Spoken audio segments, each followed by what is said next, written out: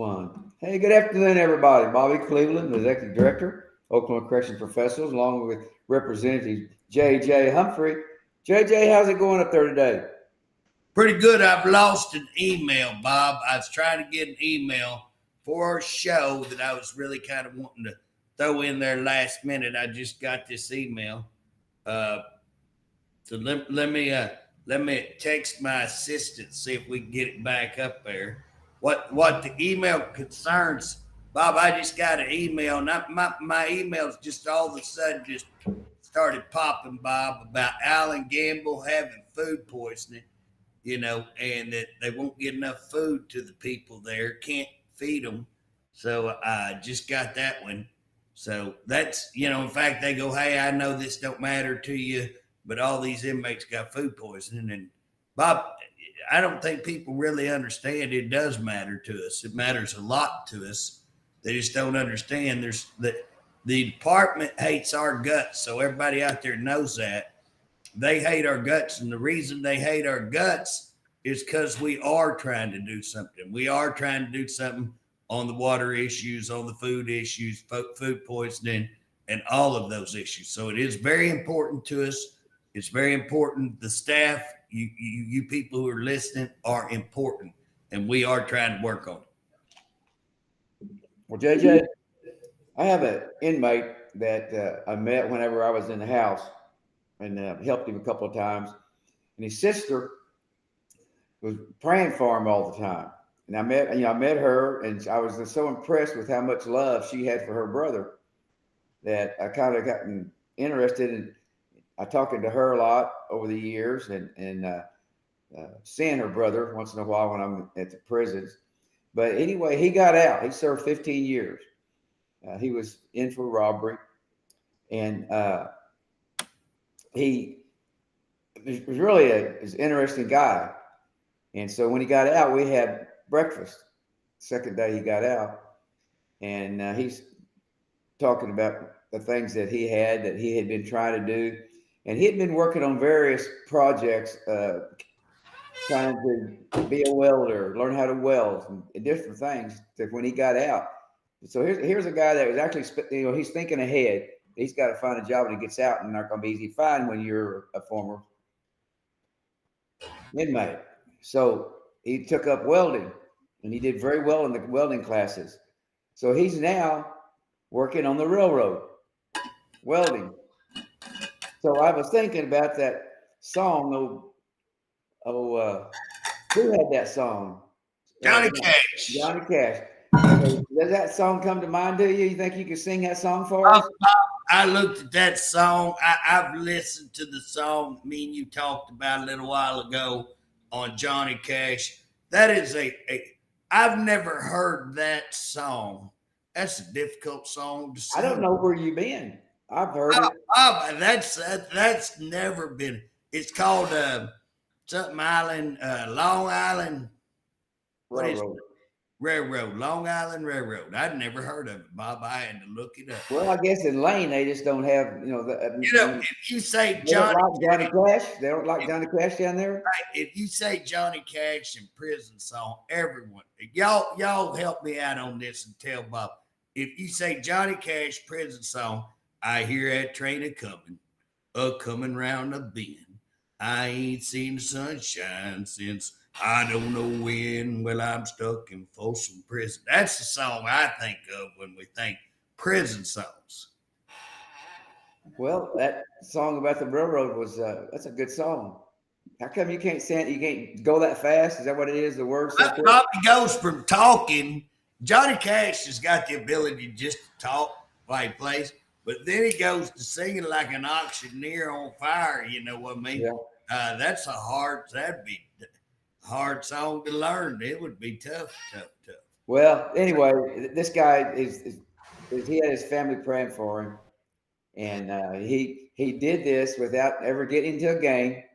15 years, never got into a gang. Took up several different things but welding is what he liked. But he went to several different classes they had. So I want to kind of give a shout out to the DLC for what they do have in their classes, and welding is one of them. And I don't think they have welding at every one of them. I think it's only one or two places where you can practice. Well, Bob, when I was there, when I worked in the prisons, man, we had all kinds of rehabilitative programs. We had all kinds of, technical programs, whether it be welding, heavy equipment. We had carpentry. I mean, they had what was it? In fact, Bob, they had an auto mechanics that was out of this world down there at Jim Hamilton. I think their buildings just burned. It's amazing how Harpe can keep that quiet. Those two buildings burned. But the thing about it is, Bob, it was all over. That's what.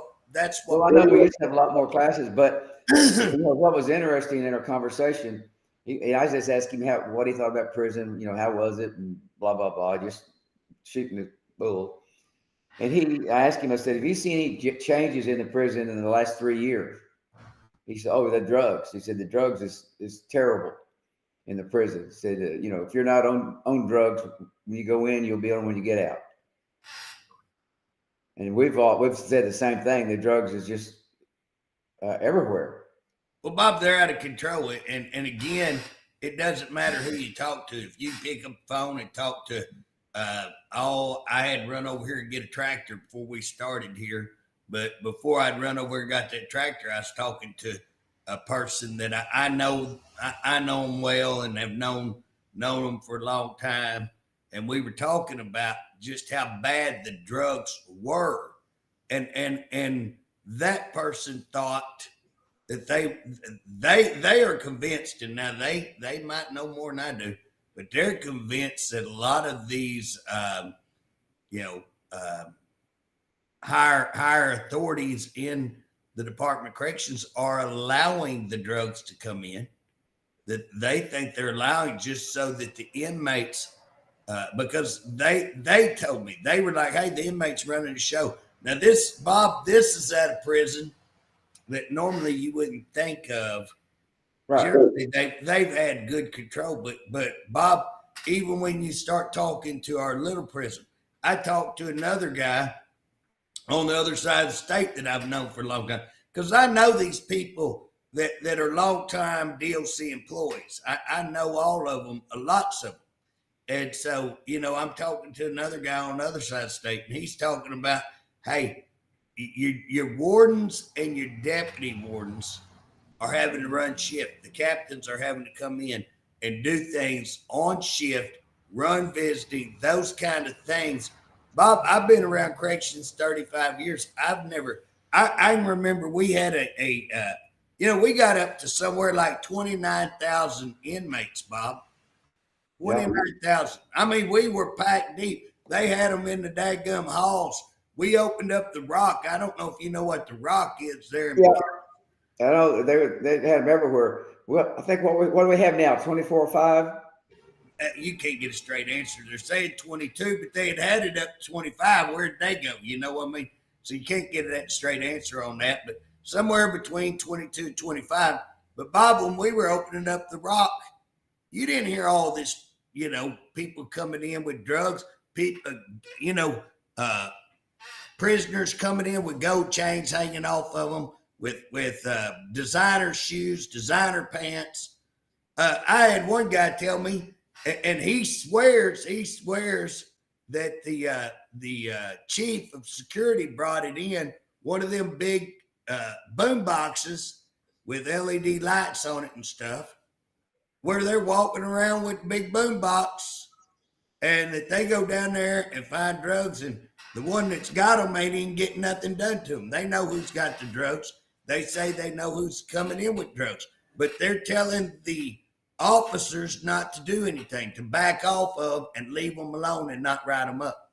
Now, if they want to use that, if they want to use drugs, and they use drugs, the guy had drugs and try to do something about it. They're pacifying, and the point that I was making, Bob, when we had 29,000 inmates, we still had control. We were having heck finding where to stuff them. Like I say, we opened up the Rock. I was in probation at that time, but I had to go back in and work the institution because they had to have some extra help. And I didn't mind going doing that. So they sent me down there for weeks at a time. I'd come back, get my caseload, I'd go back. But the thing about it is, Bob, we weren't out of control. We needed places to put them, but we still had control of the inmate.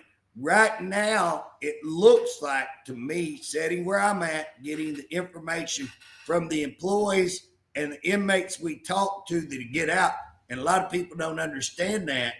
Bob said he just met with the inmate. He met with another guy not very long ago. I know that he did because I wanted to meet with him as well. And we're talking to these inmates. I've got a meeting set up with another inmate that just got out that I want to talk to. And me and Bob's been talking about that. And I missed that last week, trying to set it up.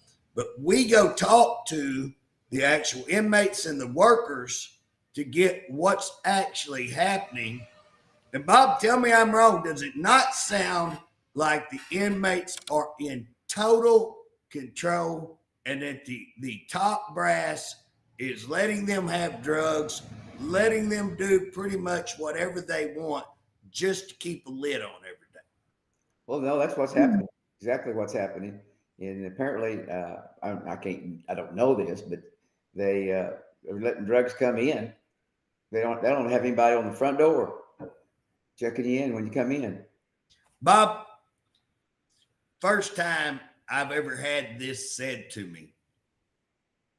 But I had an officer the other day tell me, because we were talking about, well, when are y'all going to get up? When are y'all going to come out and tell what's actually happening? And this officer said, hey, I'm afraid that if I speak out, they'll have me killed by the inmates. Yeah, that wouldn't surprise me. You got to be joking. No, he said, I'm being serious. He said, I'm being serious. He said, you know what? The inmates are running it. You try to buck up. He said, you know, here you are against hundreds of inmates by yourself. He said, hey, they'll kill you. Well, that's really a shame that it's gone that far and that the governor has let it go that far, because there's no question about it that Harpe is not the man for the job. Well, Bob, the thing that just frustrates me is that, you know, we have such a potential. We have a potential with OCI, but who's he putting in OCI? You know, Oklahoma correctional industry. Okay, that's a great, but all you hear is about, Bob, you know how many times I've gotten calls here lately that I need to investigate that. I need to investigate OCI. It's as corrupt as hell, is what they say.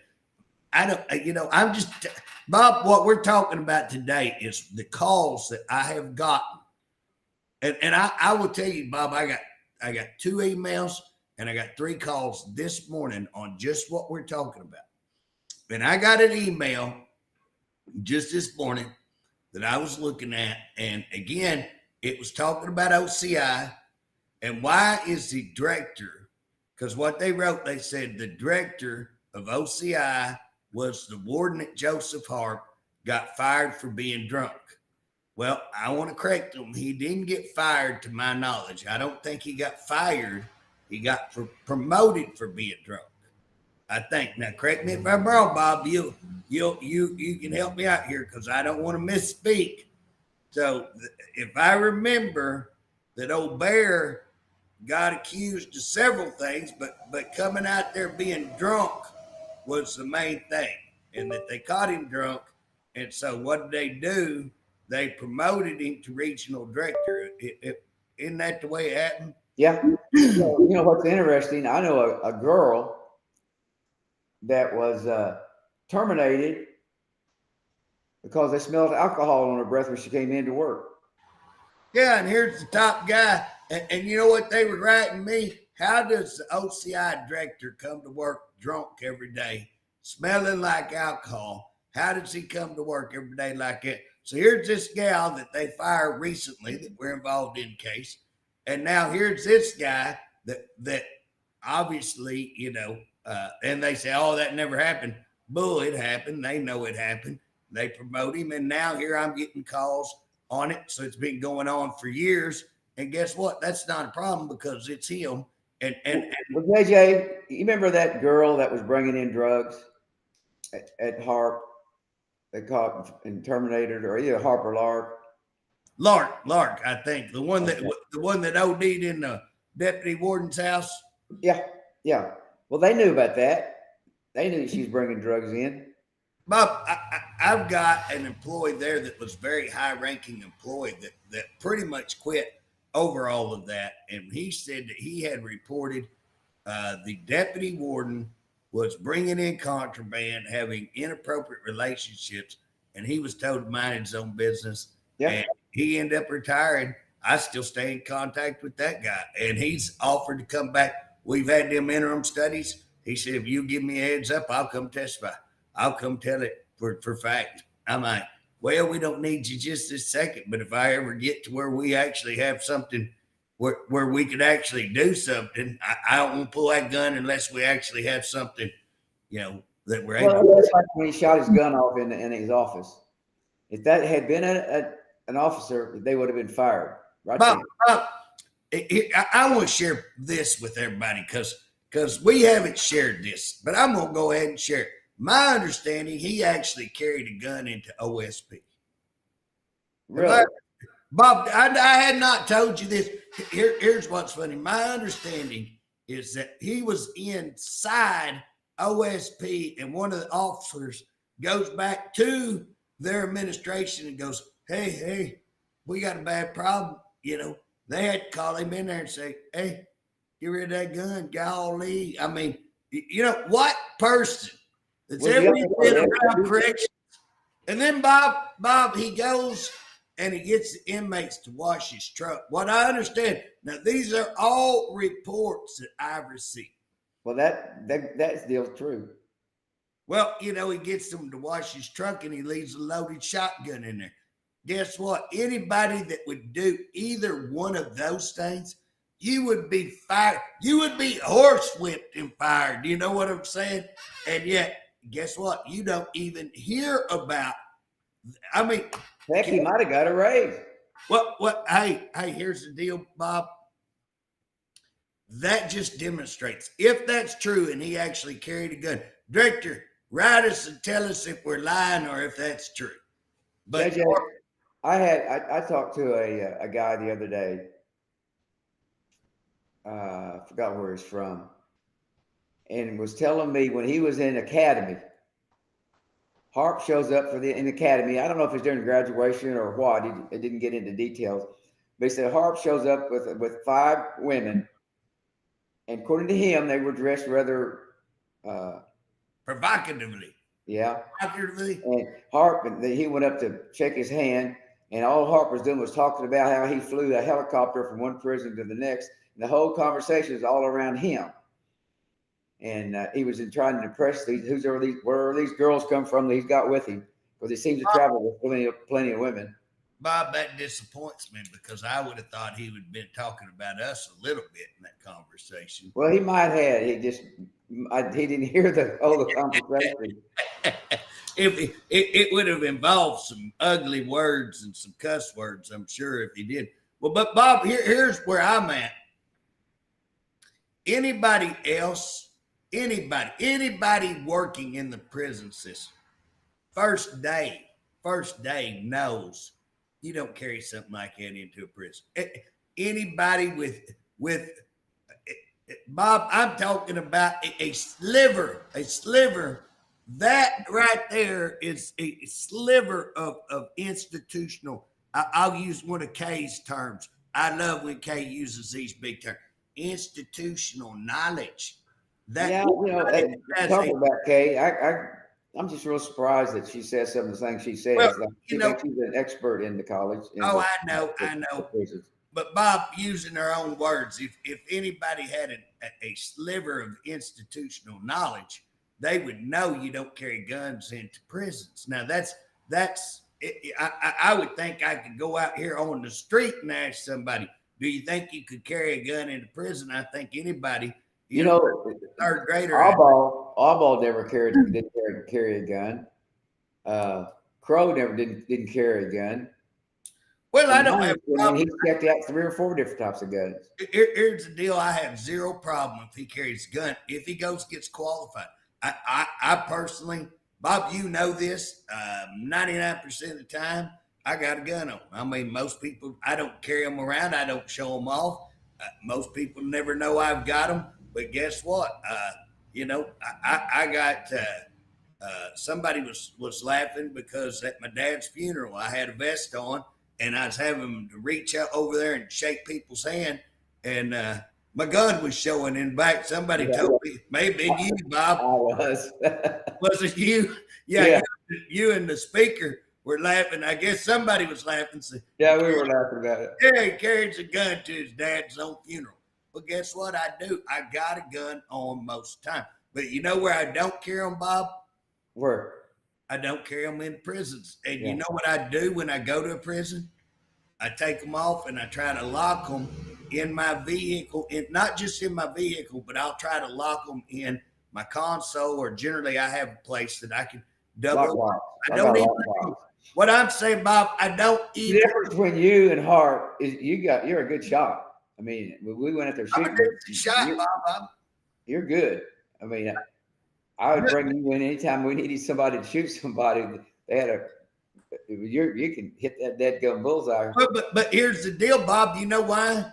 Because I have to qualify every year. I just got through. I've got the certificate, and if you ask to see that certificate, anybody that said, I don't believe Humphrey qualified, I don't believe he's done that training, guess what? That's a legitimate question.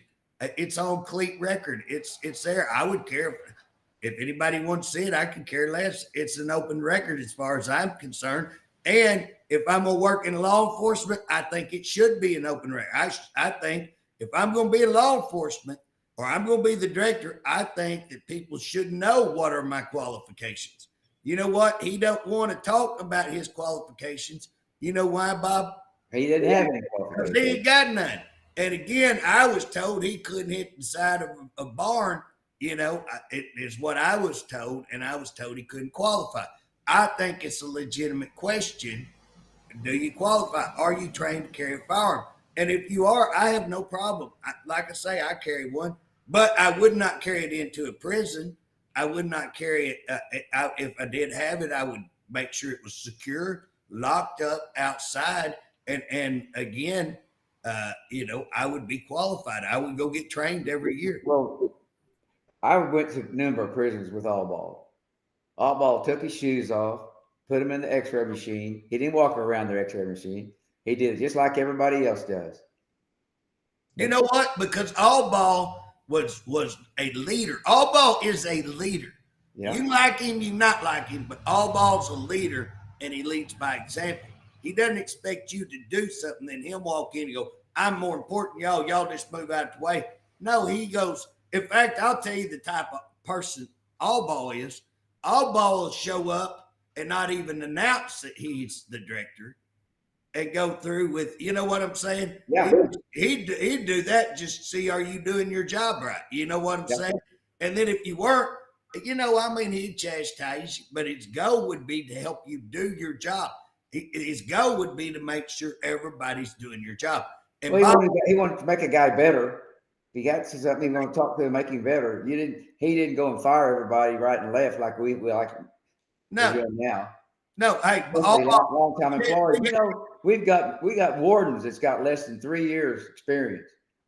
Bob, when All Ball was there, we had stuff we were working on, but he was getting there. He was turning around. Okay.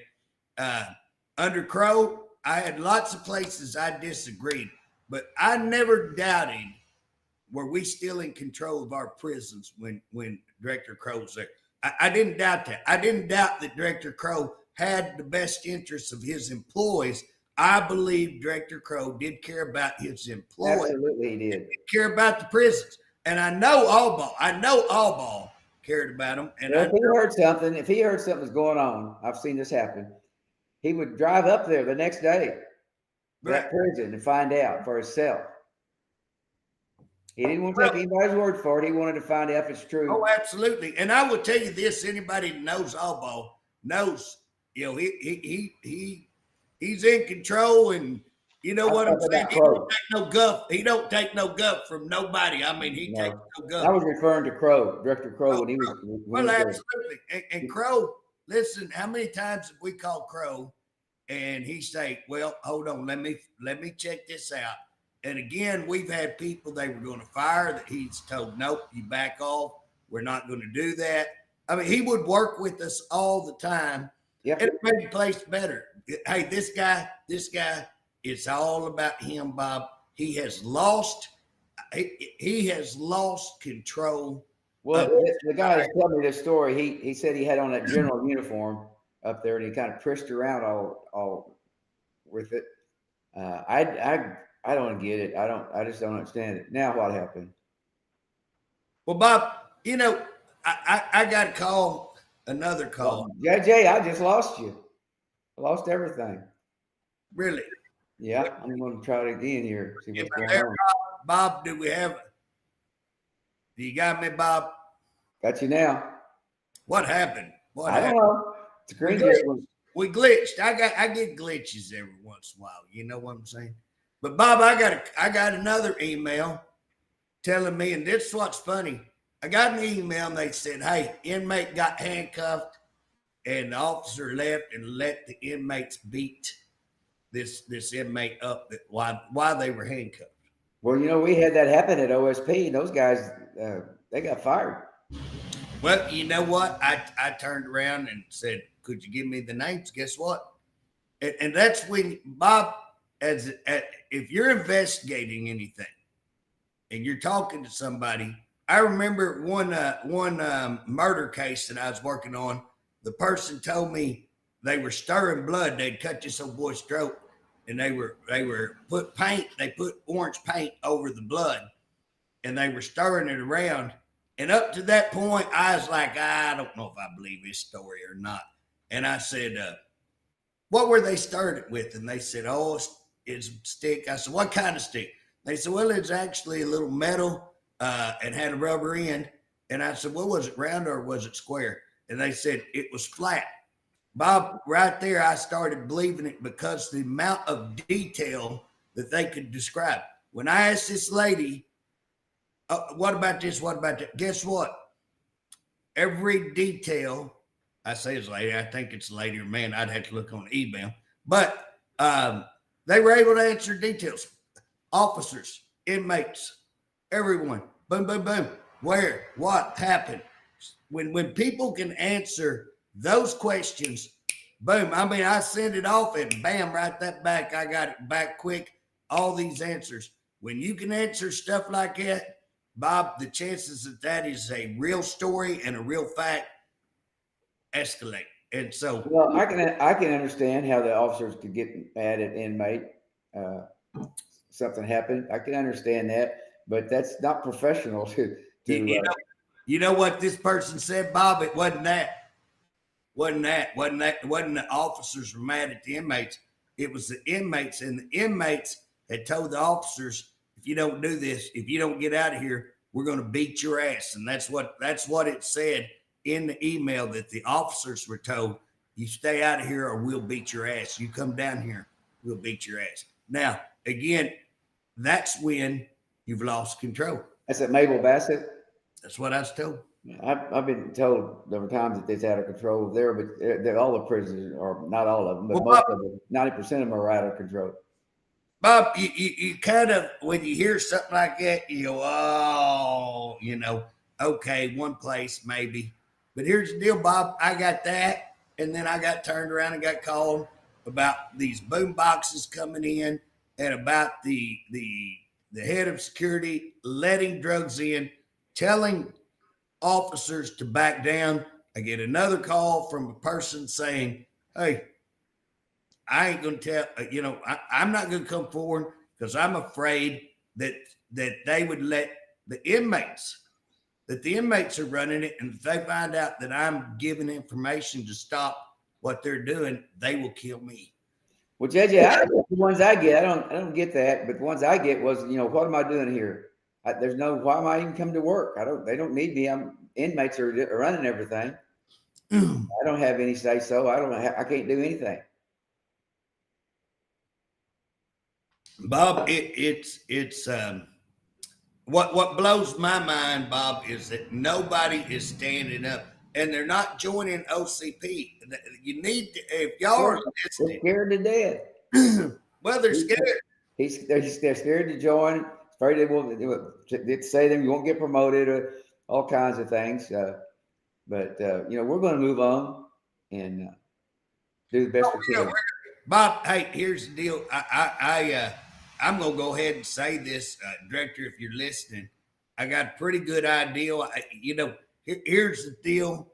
I am a person that does not like to say that I'm gonna whoop your hiney. We're gonna try to quit cussing. Bob told me I cuss too much. He's working on me. So we're gonna whoop your hiney. I'm not gonna say that. You know what I'm saying? What you do is you go out and then you come back and say I did it. So what I am telling you is I have been keeping records for over a year. I have a lawyer that is ready to file on you, and I am going to file a lawsuit on you personally, me file on you, because you have used your position to hold information to violate the Open Records Act. And the reason you did that was to cover up human rights violations and the conduct, illegal conduct. So you have used your position. You have used the Open Records Act. You made an agreement with our leadership to stop me from getting records, to stop from being subpoenaed, to kill bills, to get this correctional committee closed so you don't have to answer for your wrongdoings.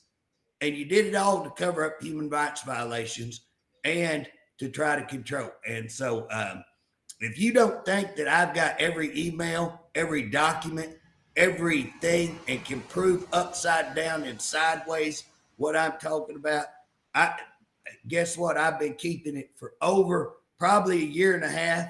And Bob, can I get a witness? I tell you all the time, wait, we can't go. You got to have proof. You got to have proof. Can't go in there without proof. Bob, Can you figure out why he has to travel bring several women with him when he goes traveling? Well, Bob, here's the deal. What is this new deal called? CLA. That's an You see a organization. picture of him with somebody from other states. Now he's on CLA. What is that? Correctional Leaders, Correctional Leaders, I think. Correctional Leaders Association, I think, Bob. Okay. Well, he's flying all over to go to ACA, spending thousands. He lied about the 5,000. He's spending all this money, and if you want to go back and check, I've got open records to prove this. I've got it all. But here, and I got his memo. So, Director, listen up when you go out with your response like you did last week and say, I'm lying about your travel. I've got your memo you put out saying that you only had $5,000 and you only took 8 or 9 trips. Now, you know that Fox Channel 23 or 25 did a report on that and they caught you in a big fat lie. But then you come out last week and say, I'm lying about your travel. Guess what? I've got an open records showing you lied about your travel. And now you lied about ACA, going on ACA trips. Also, all the entourage that you send all over everywhere. And now here's another one you're going to go to so you can spend more of the taxpayers' dollars. You can fly around acting like you're a bigwig when we already showed you don't have enough institutional knowledge. You don't even know that you're not supposed to carry a gun into a prison, if that's true. And so, Bob, I'm just blown back that nobody is calling this. And here's what's funny, Bob. Have you noticed this year in our legislators, have you paid any attention to what they're doing? Well, they're trying to imitate Donald Trump. Donald Trump is the big deal right now in politics. They don't want to know. They're pretending, though, we're going to have Oklahoma. Is it called Doge? We're going to have the same thing that Donald Trump's doing. We're going to do it. And they get one of their cronies to be over that. And they'll go find a little bit of something. But guess who's behind all that? They're behind it. They won't uncover. They won't hold these agencies accountable. Guess what? They won't look and see if rapes actually happen. They won't look and see if human rights violations actually happen. They won't say, hey, Director, where is this proof that you got a $90,000 raise? Because he ain't got it. Guess what? I just got an Open Records Act asking that question. I want the time, I want the date that you were given approval, and I want who gave you the authority, who signed off, because he sent me a big old Bob. Hey, speaking of that, now this is a rumor that the reason he terminated the doctor, Dr. Fisher, was because he was making more money than he was making. I've heard the same thing, Bob. Oh, really? Yes, I've actually been told that. Absolutely. I was told that probably, I don't know, a week ago when I was talking. Well, that's a good reason to fire somebody, because they're just making they make more money than I make. Well, Bob, it's all about his ego. He can't stand it. He's got to be the highest paid person there. He's got in charge. He's got to be, now the fact that he don't have a medical degree has no, you know what I'm saying? Anybody else, me or you, would have enough sense to say, we don't have a medical degree, and a medical degree costs a lot of money to get, and we got to have medical people over this. So medical people out here in the public make a little more than the rest of us. But wait a minute.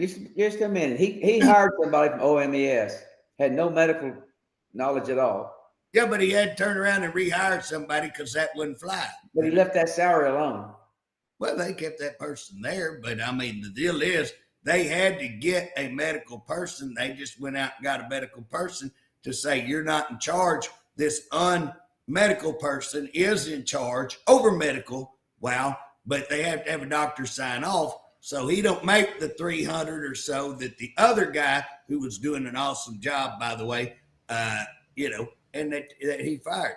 But now a person he also fired who has beat their butt in court multiple times, and to this day has never been told why they fired him. So they went to court and they won't even explain why they fired him. Now they don't have to, because it's them. You got to just believe what they say. Bob, and that's what I'm saying is that, but here's the problem. Our leadership at the Capitol have made agreements with them that they will not hold, because guess what? How many people, Bob, has this clown fired and that they're being sued? And Bob, here's the other thing. My understanding is that if one of our agencies, not just DOC, any state agency, that their lawyer, their top lawyer is the AG. So if there's something that they can't handle, the AG takes over. And if they're going to get some outside attorney group to represent them, then they got to get the AG's approval. How many cases are they having outside? And Bob, here's what's funny. I sent an open records request on that question, and they've never sent the answer back to me. They sent it to somebody else who they thought was asking for me. They need to check out and confirm who I'm working with and who I'm not working with. They did not send it to me, and that person has not presented it for me. So again, they're in violation of open records there. But Bob, we got, my understanding, they're hiring outside firms at $500 an hour, hiring pre-legals, paralegal, Bob, paralegals at $180 an hour. Hey, most attorneys, that's attorney's fees that they're paying paralegals to prepare stuff, paying $500. And the other day when this guy went to court, guess how many lawyers was there? Probably 5, 6. Two. But that's $1,000 an hour, Bob. $1,000 an hour. We're paying on this one case. That guy's got a case. He's also got a case against him, a lawsuit against him. I think there's 6 or 7. Hey, when you're looking at old Josh Ward, I don't know if you remember him, but he was awesome, good guy, super good guy. Super news people loved him. Walks in and fires him and gets Kay Thompson the job. Miss institutional knowledge herself. That was soon after he'd been to New York with Roger Thompson. Oh yeah. I put out a deal, and he said, "Oh, I don't even hardly know them. We don't." Guess what? Somebody sent me. I can't remember who even sent me the Facebook with him, and him and Roger's wife and I guess it's Harpe's wife. Who knows which? I'm gonna stop right there, not to say what I want to say. But here's the deal: they're drinking wine and they're in New York on this a balcony deal outside. I put those out and said, I said, well, I don't buy that. I think you do know him. Put those pictures out there. I should have kept them. I should. You think he would lie? Bob, I'm going to tell you how to tell whether Harpe's lying. His mouth's moving? If his mouth's moving, he's probably telling a lie. Yes. And that's a fact. It's sad, Bob. But again, he's using his position. And Mr. Harpe, listen to me. The shower incidents that I keep going back to are human rights violations. When you, not somebody else, and the reason I've waited, I could have filed on you a year ago on Open Records Act. The first time y'all sent a memo to me saying that you had an agreement with House leadership to keep me from getting records, I could have filed that day to Open Records violation on y'all because you sent a document verifying it. You sent it. And you couldn't have spelled it out any clearer. Thank you. But I spent a year going, can I have these records and let you send that back to me? Same thing. Can I have this record? Same thing. And now you say, your office says you have no record of that. You have no record of this agreement. You have no record of this meeting. You have no record of what I can't. You said the reason I can't have it because I released non-public information. Well, guess what, Director? The non-public information, and by the way, y'all don't know it, but y'all sent an email to me saying what the non-public information was. So when you try to say, like in this Open Records Act, that y'all don't have any records, we have no records of the record that we're withholding records from. Bob, get this. They tell me, and I've got multiple emails saying this, you can't have records because you released a non-public record. Now I send in an open records, for you, open records request. And I say, with the lawyer that sent this, I said, hey, what is the information that I released? No record available. We don't have a record of why we said we had a record for an entire year. And guess what? The record is, just so you listeners know, and just so you know what's really coming down the pipe, you ought to be able to see them headlights now, Director. They're getting pretty close. The record you kept that you claimed I had is a record of you committing human rights violations, not who you'll try. Because here's the deal, Director. I could have went out on this pretty quick, but then you would have blamed whoever's under you. Then you would have said, no, that's them wardens down there, and you'd have thrown them under the bus, and you'd have sat up there and said, I don't know anything you're talking about.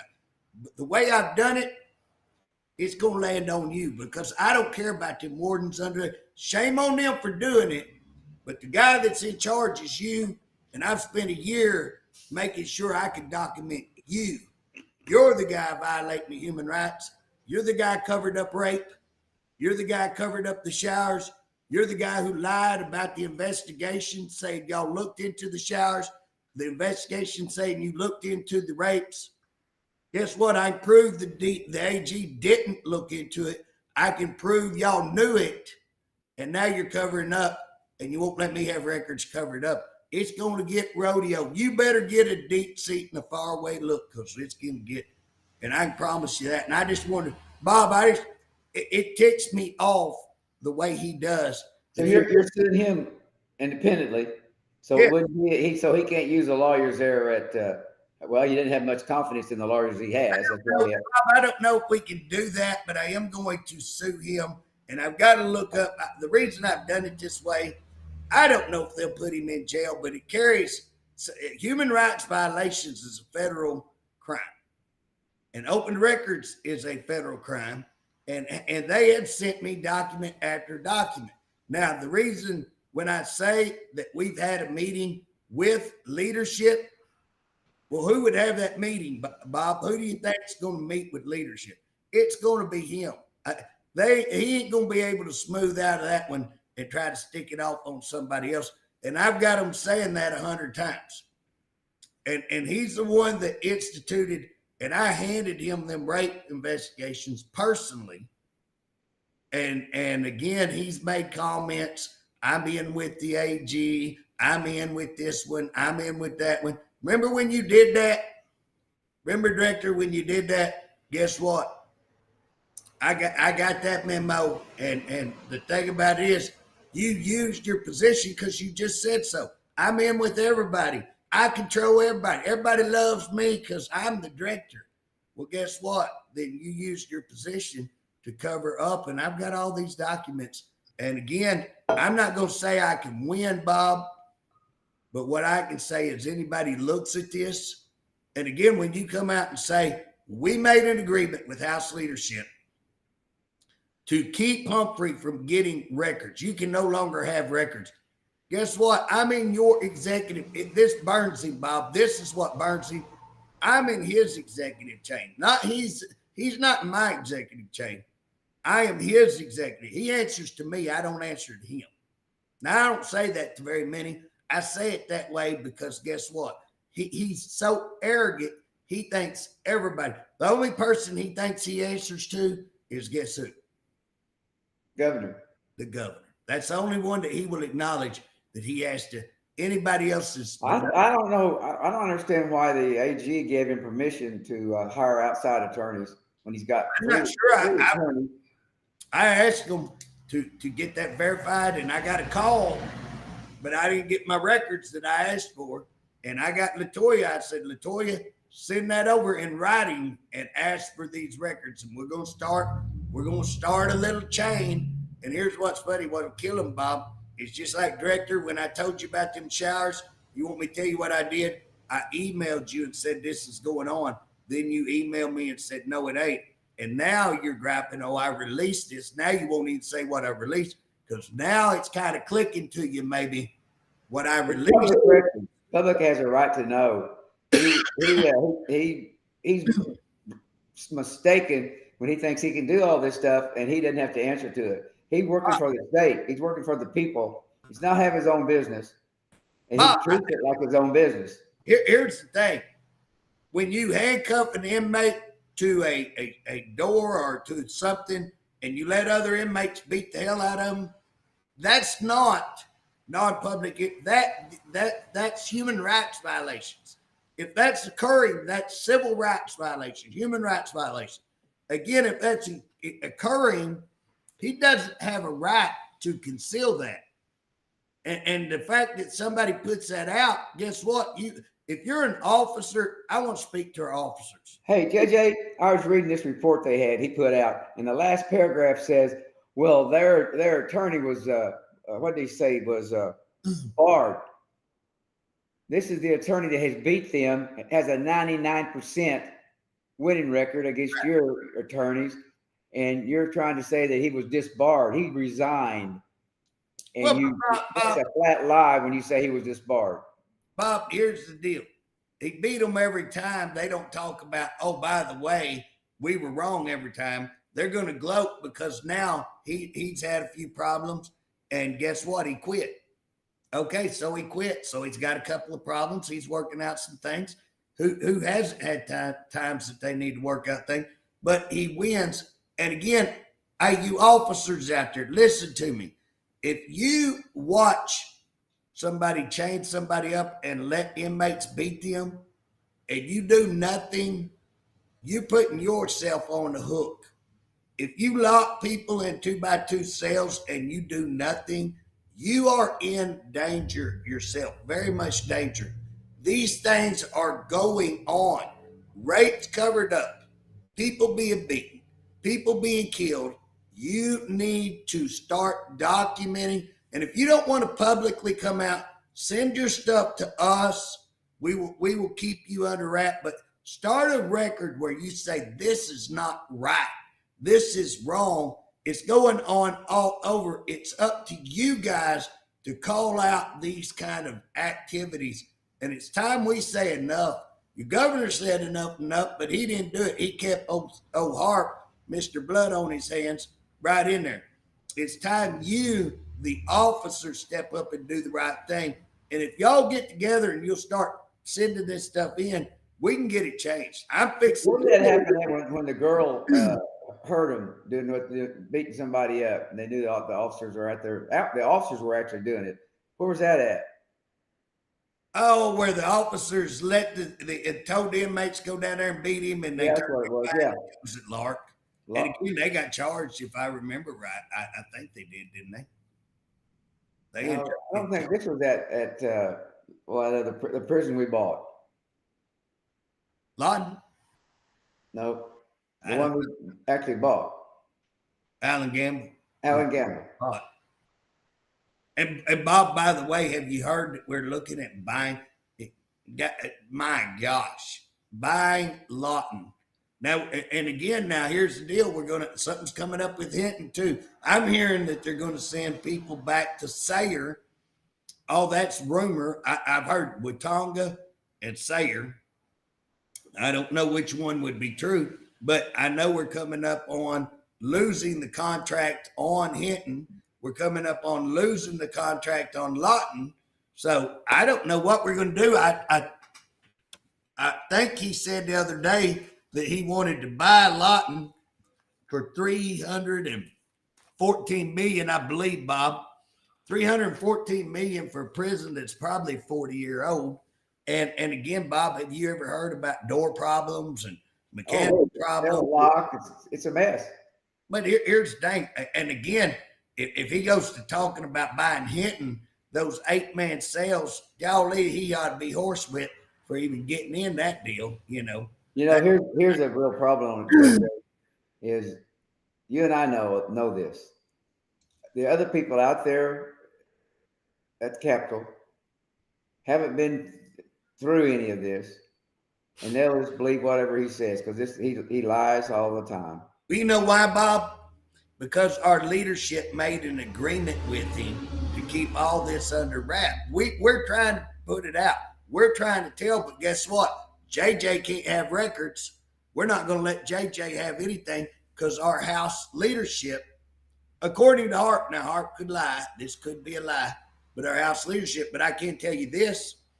Our House leadership met with some people who are very knowledgeable in corrections, was told all this was going on, was asked to get subpoenas to prove that Harpe is lying about his staffing. Like right now, when he say it, Bob, think about this. He has went out a couple of times. He said it at budget hearing the other day. They were, oh, you're doing a great job with the 78 or 80% retention rate.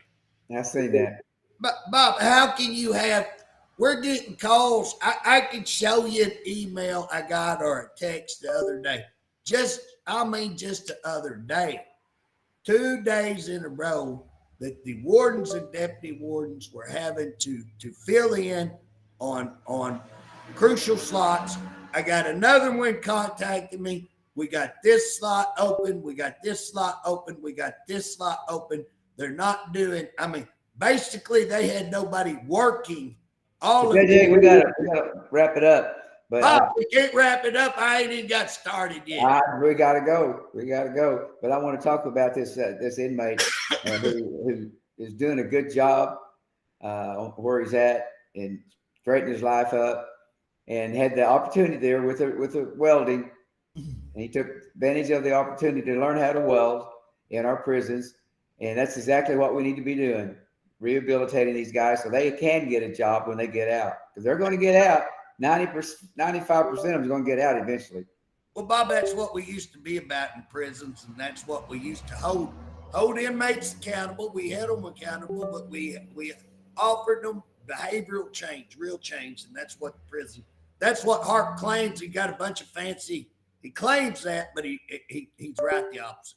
But you officers, if you know stuff like this going on, get a hold of us and join OCP. Join OCP. It's time we stand up to the tyrant and the dictator. Well, I appreciate you, JJ, and You bet. all the hard work that you do, not just for DOC, but for the state of Oklahoma. And that's exactly why they want to get rid of you, why they don't want you to be over DOC, because you know so much. So they want to take you off there. But I'm not going to get you going again, JJ, because we got to get off. Hey, we got 2 minutes, Bob. We got 2 minutes. Okay. Listen to me. I want to tell these officers, they killed my committee. They cut me as chairman. They killed my committee. If y'all don't think that we got stuff on the line, you don't think they went after Bob and they attacked both of us? Guess what? And you and your job's on the line. My job. They try to get somebody run against me. Guys, stand up. Stand up. And don't cower to them. Stand up. Thank you, JJ. We'll see you with the elephant in the room. All right. Catch you later. Bye-bye. Thank you.